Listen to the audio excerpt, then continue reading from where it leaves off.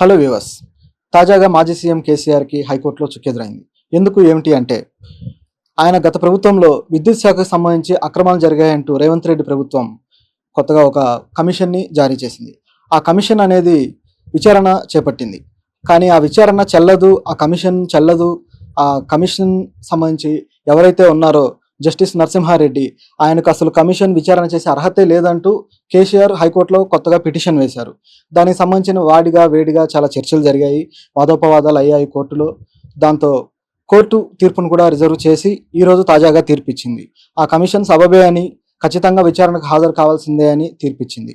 అసలు ఈ జరిగిన అక్రమం ఏంటి, అన్యాయం ఏంటి అనేది చూద్దాం.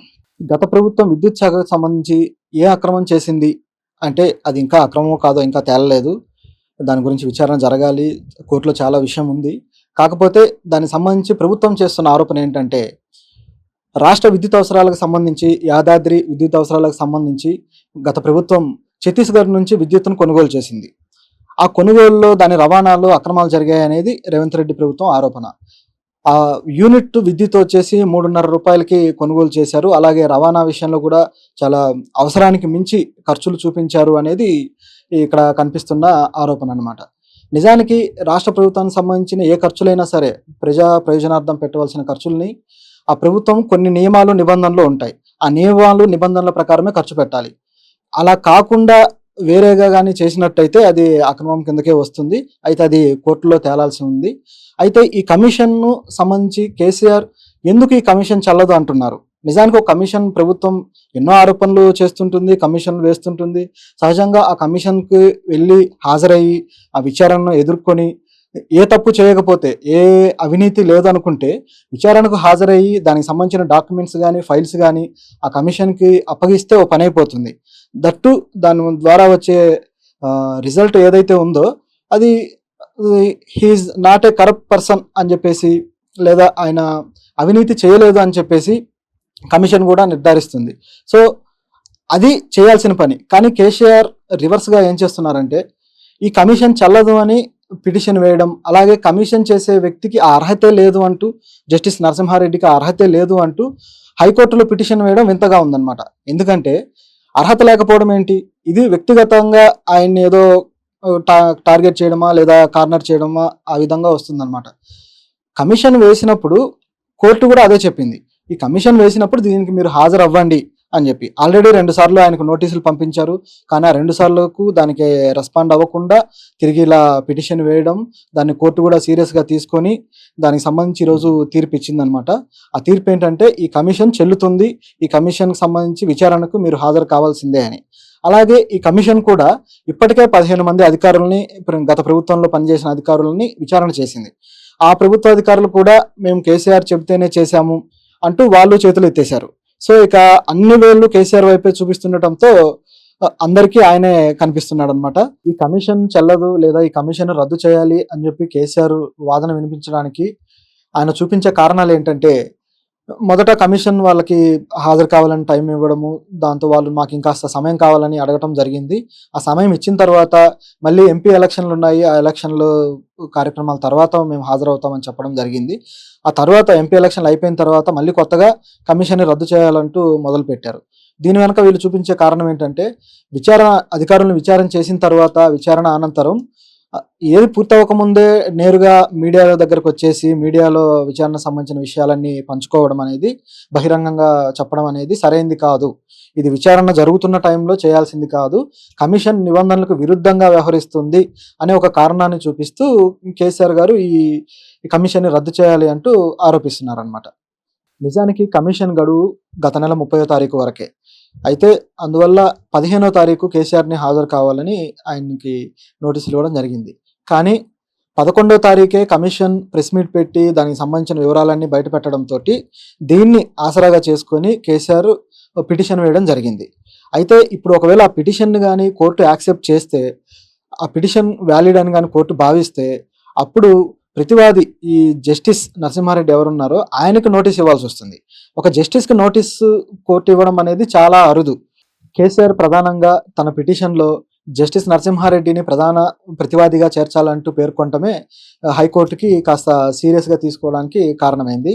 సో, దాని పర్యవసానంతోటే ఈ కమిషన్‌ని మరింత కొనసాగించడము, దానికి మళ్ళీ హాజరు కావాలని చెప్పడం జరిగింది. నిజానికి కమిషన్‌లు వాటి టైమ్ పీరియడ్ కూడా ఎప్పటికప్పుడు పెంచుతూనే ఉంటారు. విచారణ జరిగే కొద్దీ అది పెరుగుతూనే ఉంటుంది. వాళ్ళు రిక్వెస్ట్ చేసేదాన్ని బట్టి. ఈ కాళేశ్వరంకి సంబంధించిన కమిషన్ కూడా 2 నెలల గడువు పెంచారు. అలాగే ఇప్పుడు ఈ కమిషన్‌ను సంబంధించి కోర్టు తీర్పు ఇచ్చింది కాబట్టి కేసీఆర్ గారు తిరిగి మళ్ళీ సుప్రీం కోర్ట్‌కి వెళ్ళే ఆప్షన్ కూడా ఉంది. ఆయన సుప్రీం కోర్ట్‌కి వెళ్తే అక్కడ కూడా భిన్నంగా ఏమి తీర్పు రాదు. మళ్ళీ కమిషన్‌కి హాజరవ్వాలనే రావచ్చు. సో, అప్పుడు మళ్ళీ కమిషన్ గడువు పెంచి ఆయన కమిషన్‌కి హాజరవ్వమని చెప్తారు. సో, ఆయన హాజరవుతారా? లేదా? అనేది భవిష్యత్తులో చూడాలి. అసలు రేవంత్ రెడ్డి ప్రభుత్వం ఈ కమిషన్‌ని ఎందుకు వేయాల్సొచ్చింది? మామూలుగా అయితే ప్రభుత్వం ఏర్పడగానే ఈ ఆరోపణలు ఇవన్నీ బయటకొచ్చాయి. దీంతోటి వేశారని అనుకుంటున్నారు. కానీ ప్రభుత్వం ఏర్పడిన తరువాత గత ప్రభుత్వంలో విద్యుత్ శాఖ మంత్రిగా పనిచేసిన జగదీశ్వర్ రెడ్డి కావాలంటే మీరు కమిషన్ వేసుకోండి అని సవాల్ విసిరారు. అలా బహిరంగంగా సవాల్ విసరడంతో ప్రభుత్వం ఇక వేరే ఆలోచన లేకుండా ఏకంగా కమిషన్ వేసి పారేసింది. అలా వాళ్ళు సవాలు విసిరి రెడీగా ఉన్నాం విచారణకి అని వాళ్ళే చెప్పిన తర్వాత కమిషన్ వేశారు. కానీ కమిషన్ వేశాక ఈ కమిషన్ చెల్లదు అని చెప్పి ఆరోపించడం వింతగా ఉందన్నమాట. సో, ఇలాంటి ఒక డబుల్ గేమ్‌లా కనిపిస్తుంది. సో, కేసీఆర్ ఏం చేస్తారు? ప్రభుత్వం దాని మీద తిరిగి ఎలాంటి రియాక్షన్ ఇస్తుంది చూడాలి. ఈ కమిషన్ చెల్లదు లేదా ఈ కమిషన్ రద్దు చేయాలి అని చెప్పి కేసీఆర్ వాదన వినిపించడానికి ఆయన చూపించే కారణాలేంటంటే, మొదట కమిషన్ వాళ్ళకి హాజరు కావాలని టైం ఇవ్వడము, దాంతో వాళ్ళు మాకు ఇంకాస్త సమయం కావాలని అడగటం జరిగింది. ఆ సమయం ఇచ్చిన తర్వాత మళ్ళీ ఎంపీ ఎలక్షన్‌లున్నాయి. ఆ ఎలక్షన్‌లు కార్యక్రమాల తర్వాత మేము హాజరవుతామని చెప్పడం జరిగింది. ఆ తర్వాత ఎంపీ ఎలక్షన్‌లు అయిపోయిన తర్వాత మళ్ళీ కొత్తగా కమిషన్‌ని రద్దు చేయాలంటూ మొదలుపెట్టారు. దీని వెనక వీళ్ళు చూపించే కారణం ఏంటంటే, అధికారులను విచారణ చేసిన తర్వాత విచారణ అనంతరం ఏది పూర్తవ్వకముందే నేరుగా మీడియా దగ్గరకొచ్చేసి మీడియాలో విచారణకు సంబంధించిన విషయాలన్నీ పంచుకోవడం అనేది, బహిరంగంగా చెప్పడం అనేది సరైంది కాదు. ఇది విచారణ జరుగుతున్న టైంలో చేయాల్సింది కాదు.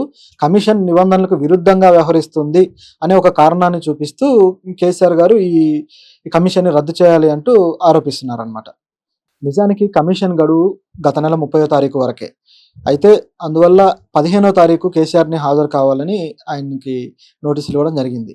కానీ 11వ తారీఖే కమిషన్ ప్రెస్ మీట్ పెట్టి దానికి సంబంధించిన వివరాలన్నీ బయటపెట్టడంతోటి దీన్ని ఆసరాగా చేసుకొని కేసీఆర్ పిటిషన్ వేయడం జరిగింది. అయితే ఇప్పుడు ఒకవేళ ఆ పిటిషన్‌ని గాని కోర్టు యాక్సెప్ట్ చేస్తే, ఆ పిటిషన్ వాలిడ్ అని గాని కోర్టు భావిస్తే, అప్పుడు ప్రతివాది ఈ జస్టిస్ నరసింహారెడ్డి ఎవరున్నారో ఆయనకు నోటీస్ ఇవ్వాల్సొస్తుంది. ఒక జస్టిస్‌కి నోటీసు కోర్టు ఇవ్వడం అనేది చాలా అరుదు. కేసీఆర్ ప్రధానంగా తన పిటిషన్‌లో జస్టిస్ నరసింహారెడ్డిని ప్రధాన ప్రతివాదిగా చేర్చాలంటూ పేర్కొనటమే హైకోర్టుకి కాస్త సీరియస్‌గా తీసుకోవడానికి కారణమైంది. సో, దాని పర్యవసానంతోటే ఈ కమిషన్‌ని మరింత కొనసాగించడము, దానికి మళ్ళీ హాజరు కావాలని చెప్పడం జరిగింది. నిజానికి కమిషన్‌లు వాటి టైమ్ పీరియడ్ కూడా ఎప్పటికప్పుడు పెంచుతూనే ఉంటారు. విచారణ జరిగే కొద్దీ అది పెరుగుతూనే ఉంటుంది. వాళ్ళు రిక్వెస్ట్ చేసేదాన్ని బట్టి. ఈ కాళేశ్వరంకి సంబంధించిన కమిషన్ కూడా 2 నెలల గడువు పెంచారు.